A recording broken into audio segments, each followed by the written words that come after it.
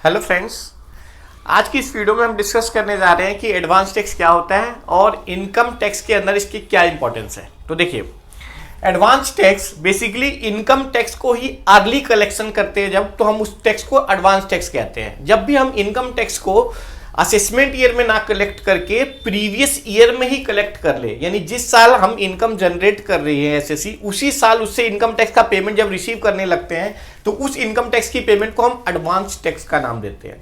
तो किन लोगों को एडवांस टैक्स पे करना होता है, सबसे पहले ये समझना होगा। देखिए, अगर कोई भी पर्सन, किसी भी असेसी जिसकी tax liability during the year 10,000 rupees से ज्यादा एस्टिमेट होती है, तो उन सभी लोगों को अपना एडवांस टैक्स जमा कराना होता है। गवर्नमेंट कहती है कि अगर किसी भी असेसी की इनकम पूरे साल में इतनी है कि उनका जो एस्टिमेटेड टैक्स लायबिलिटी होगा उस इनकम पे वो मोर देन 10,000 रुपीज होगा, तो उस केस में उन असेसीज को अपने इनकम टैक्स को एडवांस टैक्स के रूप में पे करना होगा। और एडवांस टैक्स एक साथ पे नहीं किया जाता, बल्कि इसकी कुछ इंस्टॉलमेंट्स बनाई गई है। पूरे के पूरे एडवांस टैक्स को 4 इंस्टॉलमेंट में पे किया जाता है। अगर आप एडवांस टैक्स की इंस्टॉलमेंट्स को पे करने में डिफॉल्ट करते हैं, उस केस में आपके ऊपर जो है वो इंटरेस्ट अप्लाई होगा, वो 234C सेक्शन के अकॉर्डिंग, जो कि होता है 1% पर मंथ और पार्ट ऑफ द मंथ। ठीक है, तो देखिए, एडवांस टैक्स की पेमेंट बहुत जरूरी है। गवर्नमेंट बार बार इसके ऊपर ऐड करती है कि रेडियोस पे, टेलीविजन पे, कि आपकी एडवांस टैक्स की डेट आ रही है, अगर आपका एडवांस टैक्स बनता है तो आप इसको जरूर पे करें। ये गवर्नमेंट के लिए बहुत जरूरी है, क्योंकि गवर्नमेंट को जब साल खत्म होने तक वेट नहीं करना पड़ रहा। अगर टाइम से कोई असेसी अर्न करता जाता है और टैक्स पे करता रहता है, तो गवर्नमेंट के लिए एक अर्ली टैक्स कलेक्शन का ये सोर्स है। इसके साथ ही असेसी के ऊपर भी इस टैक्स का बर्डन नहीं आता। सपोज किसी असेसी का टैक्स बन रहा है 1 लाख रुपीस और उसको ईयर एंड में एक साथ 1 लाख रुपए पे करना पड़े, तो उसकी पॉकेट पे थोड़ा सा बर्डन ज्यादा पड़ेगा। अब ये 1 लाख हो सकता है, 10 लाख हो सकता है, 1 करोड़ हो सकता है। तो जब हम इकट्ठा कोई भी अमाउंट पे करते हैं ना, तो वो थोड़ा सा हमें बर्डन लगता है। इसीलिए गवर्नमेंट ने हाई टैक्स पेयर्स के लिए एडवांस टैक्स का कॉन्सेप्ट दिया और कहा कि आप अपना पूरा का पूरा जो आपको टैक्स पे करना है उसको 4 इंस्टॉलमेंट में पे कर दीजिए। इससे दोनों को ही बेनिफिट होगा। गवर्नमेंट के पास टैक्स का कलेक्शन अर्ली स्टेज पे ही हो जाएगा और असेसी को भी वन शॉट पेमेंट करने में जो दिक्कत आ सकती है वो नहीं आएगी, और वो उस पूरे के पूरे टैक्स को इंस्टॉलमेंट में पे करते चले जाएंगे। तो आइए देखते हैं कि एडवांस टैक्स की इंस्टॉलमेंट कैसी पे करनी होती है। तो देखिए, ये है ड्यू डेट, यानी इस डेट से पहले आपको एडवांस टैक्स की पेमेंट करनी पड़ेगी। ऑन और बिफोर 15 जून, तो फर्स्ट क्वार्टर अप्रैल, मई और जून, इस फर्स्ट क्वार्टर के अंदर जो एडवांस टैक्स पे करना है वो 15 जून से पहले करना है। आप 15 जून तक भी कर सकते हैं और उससे पहले भी। और कितना पे करना होगा? 15% ऑफ द टैक्स लायबिलिटी। तो सपोज अगर आपका टैक्स लायबिलिटी 1 लाख रुपीज है, 1 लाख रुपीज का आपका टैक्स है। ये मैं जस्ट इजी करने के लिए बता रहा हूं कि अगर आपका पूरे साल में जो टैक्स आपको पे करना है वो 1 लाख रुपीज है, तो उस केस में आप एडवांस टैक्स आपके ऊपर एलिजिबल होता है, क्योंकि मोर देन 10,000 का आपका टैक्स बन रहा है ड्यूरिंग द ईयर। उस केस में आपको उस 1 लाख का 15% यानी 15,000 रुपीज आपको 15 जून से पहले पे कर देना चाहिए। अगर आप ऐसा नहीं करते हैं तो इस केस में आपके ऊपर 234C का इंटरेस्ट अप्लाई हो जाएगा। इसी तरीके से जो आपको नेक्स्ट इंस्टॉलमेंट पे करनी है वो 15 सितंबर तक करनी है, और इस 15 सितंबर तक आपको अपने टोटल टैक्स का 45% पे करना होगा। 45% मीन्स 45,000 रुपीज तक आपको, 1 लाख का 45% मीन्स 45,000 रुपीज का आपको एडवांस टैक्स इस डेट तक पे हो जाना चाहिए। तो सपोज अगर आपने 15,000 पहले ही पे कर दिया है और 15 सितंबर तक आपको 45,000 पे करना है, इसका मतलब यह है कि अब आप 30% यानी 30,000 रुपीज यहां पे कर दे 15 सितंबर से पहले। इसी तरीके से जो थर्ड इंस्टॉलमेंट है वो 15 दिसंबर से पहले पे की जाती है, और वहां पे आपका टोटल जो भी टैक्स लायबिलिटी आपने एस्टिमेट किया है उसका 75% तक आपको डिपॉजिट कराना होता है। तो सपोज अगर आपने पहले ही 45% तक टैक्स अपना ऑलरेडी जमा करा दिया है, तो वो उसमें से माइनस कर देंगे। तो जैसे मेरा एग्जांपल था कि हमारा टैक्स है 1 लाख रुपीस, तो 1 लाख रुपीस का 75% यानी 75,000 तक का आपको टैक्स यहां तक जमा करा देना चाहिए। अगर आपने 45,000 ऑलरेडी जमा करा रखा है, तो अब आपको 30,000 रुपीज ही और जमा करवाना पड़ेगा। और लास्ट इंस्टॉलमेंट है हमारी 15th ऑफ मार्च। तो अगर आपका 15 मार्च से पहले जो भी आपका टैक्स लायबिलिटी बन रहा है उसका बाकी जितना भी बैलेंस है वो आप 15 मार्च तक जमा करवा दे, यानी 100% ऑफ द टैक्स लायबिलिटी आपकी ड्यूरिंग द प्रीवियस ईयर ही पे हो जाएगी। इसीलिए इस टैक्स को दूसरे नाम से भी हम जानते हैं, जिसमें हम कहते हैं कि इसको हम पे एज यू अर्न। जैसे जैसे आप अर्न करते जाते हैं वैसे वैसे पे करते जाइए, इससे आपके ऊपर टैक्स का बर्डन एक साथ नहीं पड़ेगा, 4 इंस्टॉलमेंट में आप पे कर पाओगे और गवर्नमेंट के पास भी टैक्स के लिए ज्यादा उनको वेट नहीं करना पड़ेगा और टाइम से उनके पास फंड का इनफ्लो होता रहेगा।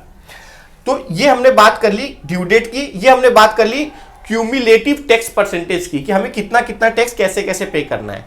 अब अगर कोई पर्सन अपनी रिटर्न 44 AD या फिर 44 ADA में फाइल करता है तो उस केस में उसकी शुरू की 3 इंस्टॉलमेंट जो है उसके लिए कंपलसरी नहीं है पे करना। तो फर्स्ट 3 इंस्टॉलमेंट तक 44 AD या 44 ADA में फाइल करने वाले जो फाइलर है इनकम टैक्स के, उनके लिए फर्स्ट 3 इंस्टॉलमेंट तक कोई लायबिलिटी नहीं है इनकम टैक्स एडवांस टैक्स पे करने की। बट 15 मार्च से पहले उन्हें भी अपना 100% ऑफ टैक्स लायबिलिटी आपको एडवांस टैक्स के रूप में पे करना होगा। अगर वो ऐसा नहीं करते तो उनके ऊपर भी 234C का इंटरेस्ट अप्लाई कर जाएगा, जो कि होता है 1% पर मंथ और पार्ट ऑफ द मंथ।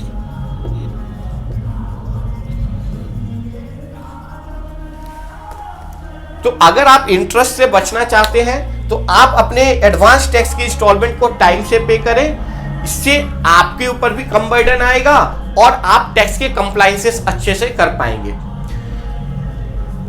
इसके साथ ही अगर कोई सीनियर सिटीजन है और उसकी कोई बिजनेस की इनकम नहीं है तो उस केस में उस पर्सन को एडवांस टैक्स पे करने की लायबिलिटी नहीं होती, चाहे उसकी tax liability during the year 10,000 rupees से ज्यादा ही क्यों ना हो, लेकिन फिर भी उनको एग्जेम्प्ट किया गया है। यानी अगर कोई सीनियर सिटीजन जिसके पास इनकम टैक्स यानी टैक्स लायबिलिटी पूरे साल की मोर देन 10,000 है बट उसकी अर्निंग कोई बिजनेस से नहीं हो रही है, तो उस केस में सीनियर सिटीजन्स को एग्जेम्प्ट कर दिया गया है एडवांस टैक्स लायबिलिटी से, कि उनको एडवांस टैक्स के इंस्टॉलमेंट पे करने की जरूरत नहीं है। अब 234C का जो इंटरेस्ट चार्ज होता है वो एडवांस टैक्स के डिफॉल्ट पे चार्ज होता है ड्यूरिंग द प्रीवियस ईयर, यानी जिस साल में आपको पे करना है उस साल में आपने जो भी डिफॉल्ट्स करे हैं उस पे 234C का इंटरेस्ट चार्ज होता है। लेकिन अगर आपको पता हो तो इसके साथ ही 234B और 234A का भी इंटरेस्ट चार्ज होता है। तो हम एक बार इस पे भी डिस्कस करते हैं कि ये होता क्या है। तो देखिए 234C का इंटरेस्ट जो चार्ज होगा वो इस एडवांस टैक्स के इंस्टॉलमेंट्स में अगर आप डिफॉल्ट करते हो तो डिफॉल्ट अमाउंट पे 234C का इंटरेस्ट चार्ज होगा। लेकिन 234B का इंटरेस्ट जब चार्ज होता है कि अगर आपने टोटल जो टैक्स लायबिलिटी है आपकी, टोटल टैक्स लायबिलिटी का लेस देन 90% आपने एडवांस टैक्स जमा कराया, लेस देन 90% आपने क्या किया एडवांस टैक्स के रूप में जमा किया है, तो उस केस में जितना भी आपने कम जमा किया है वो जो डिफॉल्ट अमाउंट है उस पे 234B का इंटरेस्ट चार्ज होगा। और अगर आपने सपोज 100% तो नहीं कराया लेकिन 90% से ज्यादा एडवांस टैक्स आपने पे कर दिया तो उस केस में आपका 234B का इंटरेस्ट चार्ज नहीं होगा। 234B का इंटरेस्ट चार्ज होगा ही जब आपका advance tax total tax liability का 90% से कम हो। अब अगर आपका एडवांस टैक्स जो आपने जमा कराया है वो टोटल टैक्स लायबिलिटी से 90% से कम है तो ये 234B का इंटरेस्ट लगेगा जो कि होगा 1% पर मंथ और part of the month. 234B का इंटरेस्ट लगना स्टार्ट होता है 1 April of the assessment year till the date of payment of tax. तो 1 अप्रैल असेसमेंट ईयर से स्टार्ट होगा और डेट ऑफ पेमेंट जिस दिन भी आपने फाइनल अपना टैक्स का पेमेंट करा है उस डेट तक ये 234B का इंटरेस्ट लगता है।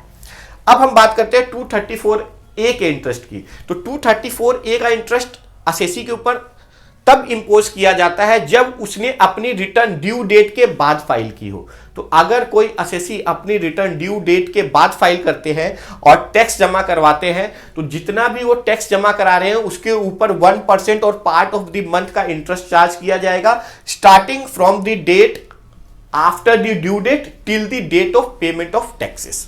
ठीक है ना। तो ये 234 ए का इंटरेस्ट इस तरीके से चार्ज किया जाता है। तो ये सारा का सारा जो इंटरेस्ट है 234C, 234B, 234A, ये सभी इसीलिए चार्ज हो रहे हैं क्योंकि आपने अपना एडवांस टैक्स टाइम से डिपॉजिट नहीं कराया। और ये 1% काफी अच्छा अमाउंट हो जाता है अगर आपका टोटल टैक्स लायबिलिटी ज्यादा हो तो इसीलिए जिन भी असेसीज की टैक्स लायबिलिटी ज्यादा है 10,000 से, वो प्लीज अपना एडवांस टैक्स टाइम से जमा कराएं। इससे आपको दो प्रॉब्लम से आप बच सकते हैं, एक तो आपको इंटरेस्ट नहीं पे करना पड़ेगा और दूसरा जब ईयर एंड में आपको फाइनल अपना कंप्यूटेशन बनाएंगे तो आपका लायबिलिटी जो होगा वो इंटरेस्ट का या तो आएगा नहीं या फिर बहुत ही कम आएगा। ठीक है, तो इस वीडियो में इतना ही। आई होप मैंने आपको कुछ वैल्यू प्रोवाइड की हो इस वीडियो में। अगर आपके कोई भी और डाउट हो तो आप कमेंट करके पूछ सकते हैं। आज के लिए इतना ही। Thank you very much.